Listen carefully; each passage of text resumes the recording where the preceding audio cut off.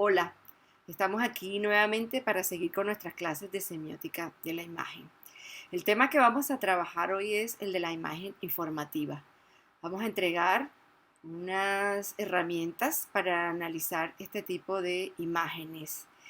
Primero vamos a recordar, como estamos hablando de semiótica, que la imagen en este caso, para que funcione como un signo, tiene que estar en vez de otra cosa. Entonces, la imagen es la representación y los hechos reales que informan son los objetos que se ven representados en dicho signo.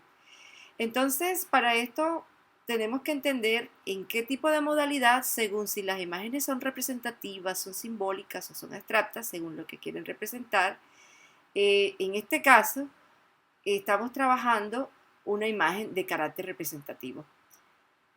Eso quiere decir que es una imagen que tiene un alto nivel de iconicidad, ¿sí? Es una imagen que se toma para dar testimonio de algo que pasó. Entonces, por eso está envuelta en un alto nivel de veracidad. ¿Qué significa? Que su objeto de representación es token, tiene que ser verificable, ¿sí? En este caso. Verificable aún cuando ya haya pasado el hecho. ¿Por qué? Porque hay formas, ¿no? Hay testimonios. De hecho, la misma noticia empieza a ser un testimonio. Bueno, entonces cuando hablamos de imagen representativa queremos decir que es una imagen que tiene que tener una fuerte semejanza con lo que representa. ¿Sí? Eso está claro.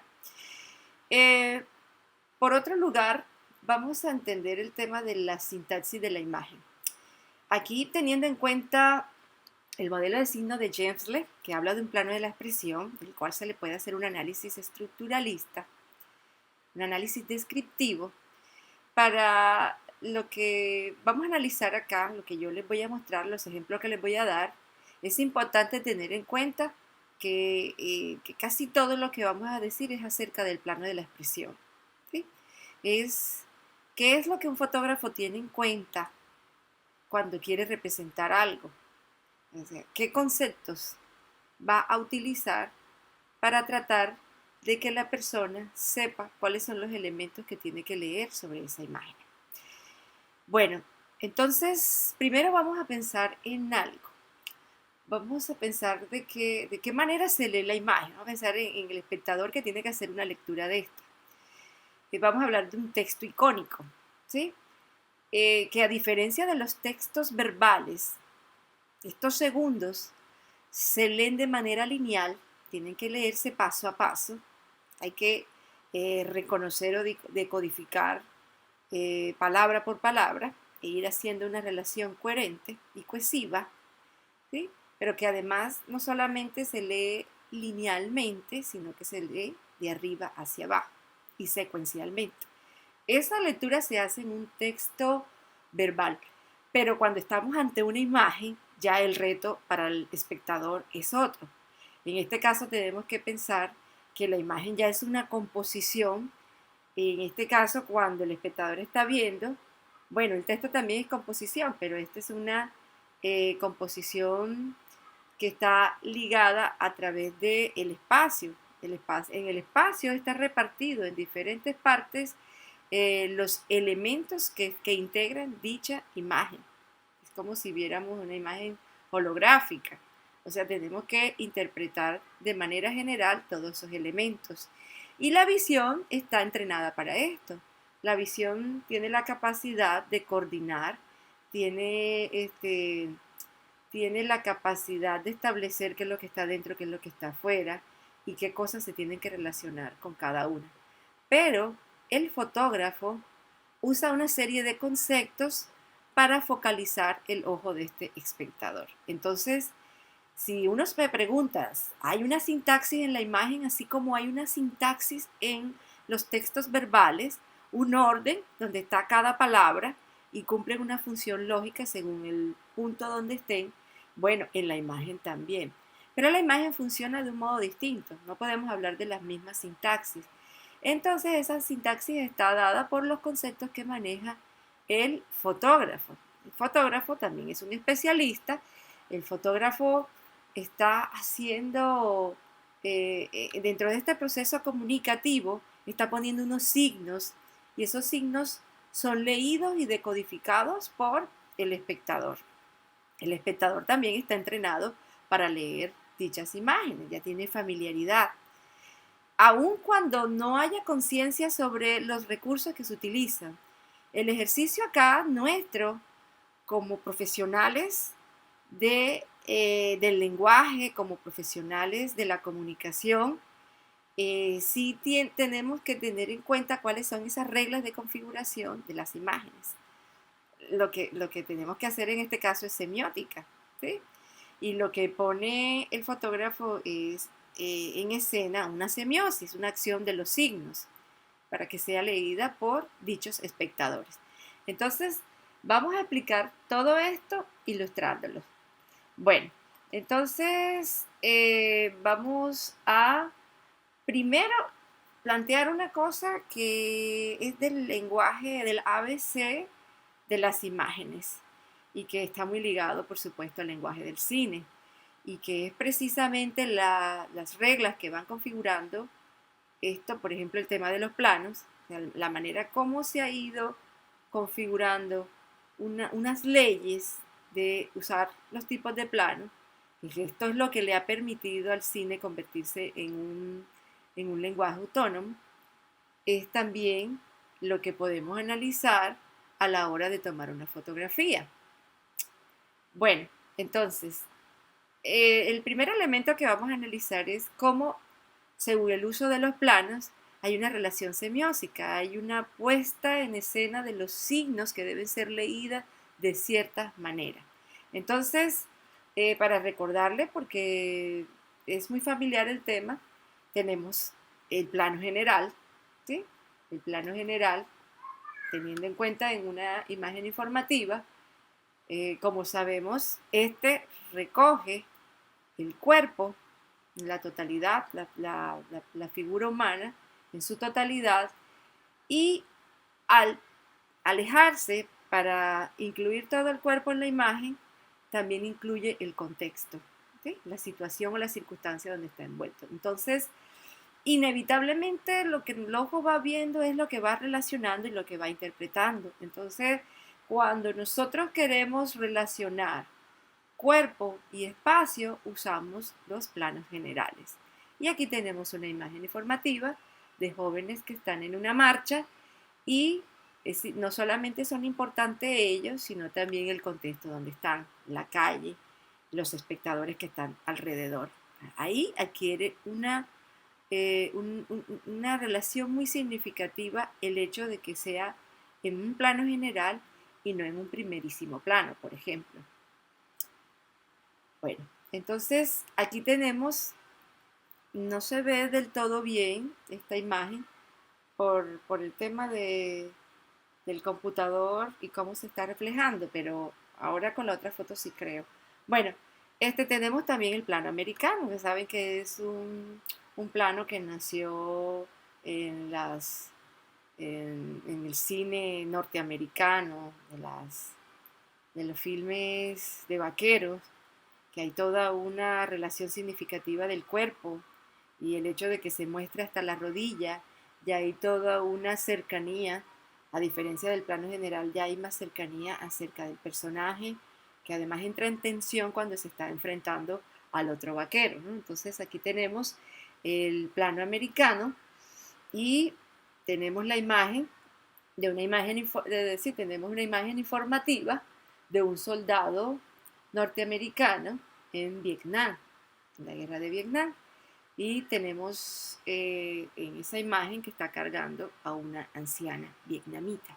Bueno, ¿por qué hablo de tener en cuenta cuando el fotógrafo va a captar algo, si lo hace en plano general, si lo hace en plano americano? Porque ahí hay una relación sígnica, ¿sí?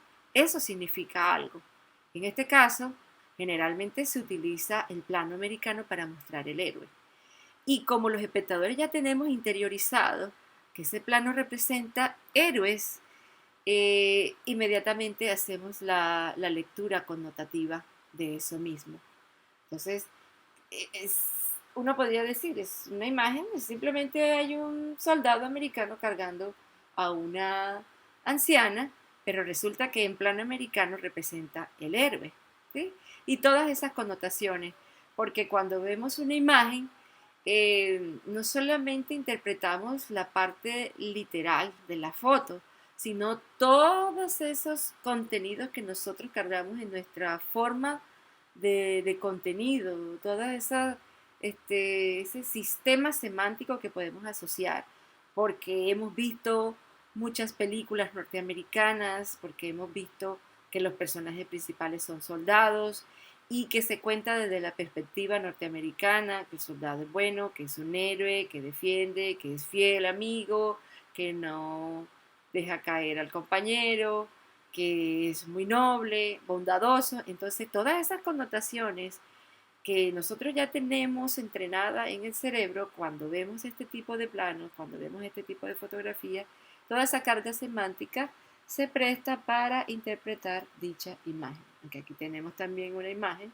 de dos personajes que pertenecen a la Ku Klux Klan, que se creen héroes y que en nombre de esto cometieron crímenes atroces, pero es un plano también americano donde se exalta la figura de las personas como héroes, ¿no? También tenemos el plano medio, en la medida que nos estemos acercando a, a esa humanidad, las connotaciones, las lecturas van siendo más subjetivas, ¿sí? Entre el plano general, que tiene una connotación más social, el plano americano, que ya va rastreando más a la persona como tal, y el plano medio ya es más cercanía al rostro, porque todo el valor semántico también está en el rostro. Todo el cuerpo significa su relación con el espacio, con su relación social, pero el rostro ya en el cine, en la prensa, ya significa mayor subjetividad. Entonces, aquí todavía no llegamos al rostro total, pero sí llegamos a la cintura, a un plano medio. Entonces, aquí también tenemos una imagen informativa de una chica que también está en una manifestación. No es lo mismo que se muestre en su plano medio para detectar los letreros que tiene en, en la espalda para representar todas las connotaciones de su persona. Sí, no es lo mismo mostrarle así a un plano general. Y aquí tenemos el plano del drama también, ¿cierto? Plano medio es el plano del drama. Eh, ya necesitamos cercanía con el rostro, cercanía con el dolor, la pobreza. ¿Sí? Es el rostro de una mujer africana con su bebé, están desnutridos los dos y ella le está dando leche, está amamantándolo, pero en medio de ese drama de hambre. Bueno, y aquí también tenemos un plano medio corto que está relacionado que incluye hombro, ¿sí? Y un primer plano que ya es la cercanía con el rostro. El medio corto es más subjetivo y el primer plano es por supuesto mucho más subjetivo. Ya la persona no se muestra totalmente en su dimensión social, sino ya en su dimensión más personal. Entonces, acá hay más drama. Es una noticia acerca de una mujer, este es un plano medio corto, que fue quemada con ácido. Ustedes saben todas esas noticias que han aparecido en la prensa de lo que han sido víctimas las mujeres, y encuentra que aquí se hace significativamente más semiótico el tema de este plano medio corto. Entonces miren, aquí primer plano, también es el plano del drama, y el plano de detalle que lo miramos acá, aquí, el plano de detalle, que ya es tomar una parte del rostro para significar algo. Aquí el plano de detalle es la mano de un niño que también está desnutrido y la sostiene una mano de una persona que está en buenas condiciones para mostrar la diferencia entre la desnutrición y el buen estado. Entonces, es una imagen también dura, es una imagen donde se muestra el detalle de la pobreza. Y todo esto, lo que yo quiero mostrar aquí con la importancia de los planos a la hora de mostrar, de informar algo, es importante porque si entre cercanías y lejanía, cada uno tiene una connotación diferente. Aquí tenemos un primer plano, ¿sí?, de una figura histórica. Aquí él se representa a sí mismo, pero físico, se representa completamente a sí mismo, no está representando el contexto, no está representando el drama, sino la exaltación de su propio rostro. Tenemos a Albert Einstein. Aquí tenemos la figura de un deportista, está en primerísimo plano, ¿sí? Ya la exaltación es más subjetiva, ya es más a la persona. Entonces aquí tenemos un altante móvil que sería el, el elemento acuático, ¿sí? También tenemos altantes vivientes que serían las personas, ¿verdad? Eh, Existen tres leyes, ¿no? Entonces, de actantes. La primera es que dependiendo cómo focalice el fotógrafo, sabemos quiénes son jerárquicamente mayor, si los actantes vivientes, los móviles o los fijos. Pero también hay una segunda ley que dice que muchas veces se utiliza el tema de la presencia cromática en la foto, entonces a veces es el color el que atrae la atención o a veces es el volumen. Entonces, aquí tenemos varios elementos, tenemos, bueno, diferentes actantes, el agua sería un actante móvil, las personas vivientes, como lo dijimos hace un momento, pero si vemos, eh, hay personas repartidas en diferentes lugares, pero quien atrae la atención son los que están más cerca al plano y nos damos cuenta que el color ahí atrapa la mirada, porque es que la sintaxis está dada es según hacia dónde se va la mirada. Vamos a hablar con el tema de la segunda ley de los actantes y es cómo se tiene en cuenta el tema del volumen. Por supuesto, esta es una fotografía del hecho de la caída de las Torres Gemelas, en pleno momento en que se está desplomando uno de las dos torres. Inevitablemente, bueno, todo lo que vemos ahí son actantes fijos, bueno, en este caso un actante móvil, porque estamos hablando de algo que se está cayendo, y vemos diferentes edificios, ¿verdad? Entonces, ¿por qué la atención no se llama sobre los edificios que están alrededor? Porque en este caso el volumen es el que se roba la atención. Entonces, el orden en el que se ve la imagen, acuérdense que empezamos hablando de que si bien cuando se está escribiendo o se está leyendo un texto verbal, hay unas formas para leer el orden de las imágenes. Perdón, el orden del texto en las imágenes también hay un orden. Entonces es según lo que vaya robando la atención el texto visual. Entonces aquí es el volumen.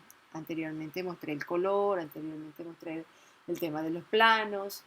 Bueno, para seguir con el tema de los actantes, ahí tenemos actantes este, vivientes, actantes móviles y actantes fijos. Entonces, actante fijo, los árboles, vivientes, pues las personas, tanto la policía que se encuentra de este lado, más cercano al plano, y en el fondo se encuentra el pueblo. Hay un enfrentamiento, pero también tenemos actantes móviles que es el carro tanque, ¿sí? Aquí inevitablemente la atención se dice que cuando no se tiene claro qué actante tiene la jerarquía, entonces es el actante el viviente al que se le da mayor valor, mayor atención. Bueno, aquí tenemos otra foto histórica de John F. Kennedy. Vemos que está en, en una imagen que toma un panorama general hay personas que están alrededor, pero él es el centro. Entonces, aquí nos damos cuenta que se utiliza la noción de centro para saber cuál es el objetivo mayor. Pero al mismo tiempo no podemos olvidar que los elementos que están alrededor ayudan a establecer el significado de las imágenes. Pero el hecho de centrar al personaje principal significa que todos los elementos se subordinan alrededor de él. Bueno, entonces hablamos de plano, hablamos de el uso del elemento del centro, de los actantes. También se tienen en cuenta los ángulos, también tomado del cine. Y para recordar tenemos ángulos, o sea, el ángulo es según cómo está la cámara, en qué posición, en picada, frontal o normal, contrapicada, a plomo y supina. ¿Sí? Aquí aparecen. Entonces, vamos a ver esta imagen, que aparece una imagen que no olvidan los colombianos, la tragedia en Armero. ¿Sí? Es una imagen tomada en contrapicada, donde está la niña, que es el centro. Hay muchos elementos ahí, muchos actantes que están alrededor, pero el ojo ya está acostumbrado, ya tiene un entrenamiento de saber dónde está el drama mayor y por supuesto el orden sintáctico de esa imagen empieza desde ahí y lo que está alrededor se subordina a el centro. Entonces tenemos aquí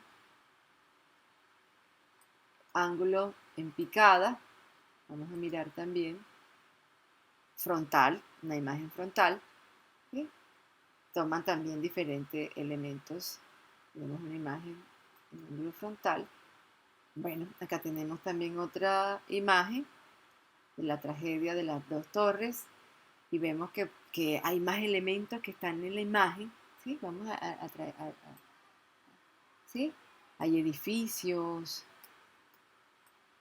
y vemos diferentes, pero el elemento volumen, aquel punto que genera el desorden, porque también yo quiero recordar que la imagen, el ojo tiene una costumbre, y es que el ojo lee patrones, ¿sí? Patrones regulares. Entonces el patrón regular, por ejemplo, de esa imagen es el orden de la ciudad, de la calle, de los edificios, pero hay un elemento que se vuelve un punto de fuga en ese sentido y es ese elemento entrópico que es el desplome de un edificio. Entonces el ojo, en este caso, no va a estar atento a los patrones regulares de la imagen, sino a aquel elemento que roba la atención, porque eso hay que tenerlo muy en cuenta. ¿Sí? Cuando nosotros entramos a un lugar y vemos un piso de baldosas blancas, pero en alguna parte hay una hoja de papel negra, el ojo se da cuenta que todo está normal en las baldosas, pero hay un elemento que está robando la atención. ¿Sí? Ese elemento es el que hace que la mirada eh, empiece a leer ahí y no del resto. Entonces, muchas veces esto puede estar relacionado al punto de fuga, cuando el ojo que está acostumbrado a mirar en el centro, a mirar los patrones que están organizados regularmente, entonces cuando hay un elemento que se sale de esos patrones, el ojo sale de ese orden y es lo primero que lee. Entonces, cuando se quiere jugar con la atención de la percepción del espectador, lo que se hace es utilizar este tipo de recursos, el color, el volumen, ¿sí? Sacar del centro el elemento que se quiere mostrar. Bueno, las imágenes aéreas también, el hecho de que sea una imagen aérea ya también tiene otras connotaciones. Normalmente si queremos tomar la subjetividad de un personaje no elegimos una imagen aérea, ¿sí? Pero si queremos tomar la imagen de una destrucción, de una caída de un puente, entonces aquí el concepto de imagen aérea es el favorito para este tipo de cosas, ¿no? Imágenes aéreas para mostrar cómo está el tráfico, si hay mucha tensión. Entonces, Aquí, inevitablemente, cuando estamos hablando de jerarquías datantes, lo que vamos a leer es el tema de la, es una situación, una circunstancia de derrumbe. Entonces, por supuesto, son muchos los elementos que llaman la atención. Están personas, están llenas de polvo, ¿sí?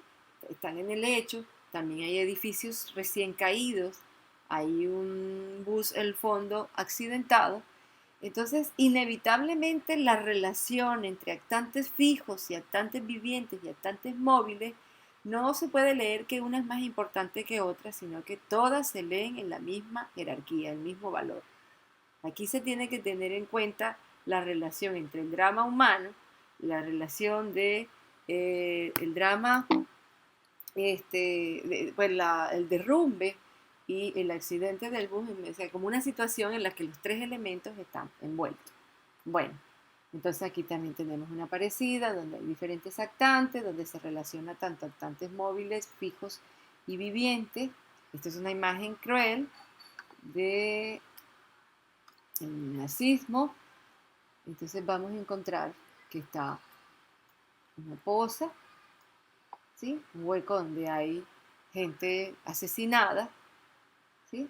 Hay un segundo, eso lo podemos como leer como una capa, un segundo momento que tenemos aquí, que es el momento central de la fotografía, que es un nazi que va a asesinar a un judío y en el fondo están unos espectadores, unos soldados nazis que están viendo el hecho. Entonces, ¿qué quiero mostrar aquí?